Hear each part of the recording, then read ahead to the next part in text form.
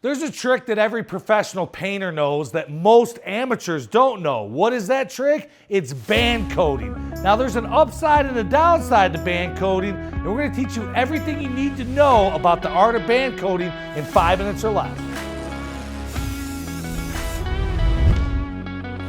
So what is band coating? Well, first off, I call it band coating. Some people call it perimeter painting. Other people call it edging. I'm sure there's 100 other terms for what we're doing. And to be honest with you, some of you might be doing this and you don't even know what it's called and why you're doing it. Essentially what a band coat is when I actually come in and paint my hood or my fenders, I come around the edges or the perimeters and I build up material there. Now there's definitely a time and place to do a band coat, and there's a time and place not to do a band coat. Essentially what I'm doing is getting the same amount of material, if not more, in areas that are prone to burn.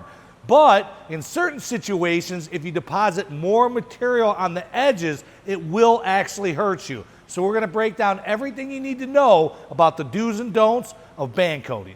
There's 3 main areas which I like to do a band coat. One of them's clear, the other one's primer, and that's to prevent burn throughs when I'm wet sanding and wheeling or when I'm blocking my primer. And we'll get to those in a minute. This is the area that most people don't talk about. It's technically called a knife edge. And just follow me for a second. If I come in here and I paint the flat side of this door, and I come in here and I spray the back side of it, a lot of times if you look at the area where they come together, hence the name the knife edge, you'll actually see your sealer or your e-coat or your primer. You don't get proper coverage. So one of the reasons why I'll do a band coat with sealer, base, and clear is to make sure all of my edges have the same amount of material as my flats. When I'm doing my knife edge painting and I'm band coating an area like that, I'm not necessarily trying to get more material on. I'm trying to deposit enough material so the knife edge has the same amount of material as, let's say, the face of the door or the cut-in, because those are areas that are really prone to be light.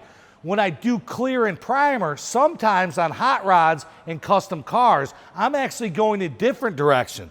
Look at this area right here where it's a flat, a crown, and they come to almost a triple point. If I'm blocking primer, if I'm blocking clear, when I do a show car, I'll spray 5 coats of clear and I'll go 600 hard block, 800 hard block, 1,000, and go all the way up to 5,000. If you roll that edge a couple times not paying attention, that area is very easy to burn. With band coating, I can come in and apply a little bit more material in areas that are prone to burn to cut down on burning for blocking primer and blocking clear. Another good area that band coating works is when you're talking about bare metal protection. I live in Michigan and we use a lot of salt on our roads, and it's very easy to burn edges. So if you're putting a bare metal primer down first, sometimes it's good to hit all of your edges with your etch or epoxy, whatever bare metal primer you're working. But let's talk about the don'ts. And this is a little bit confusing. It's usually with base coat. If you're spraying a solid color, you don't have to worry about band coating. You can do it, don't do it, as long as you're covered, you're good. But when you get to non-solid colors, meaning candies and metallics and pearls, the book says to never do a band coat, because if you deposit more material on your edges, it looks like a checkerboard, meaning when you look at the car, all of the edges are going to be darker. And I absolutely agree with that with most tri-coats, most candies.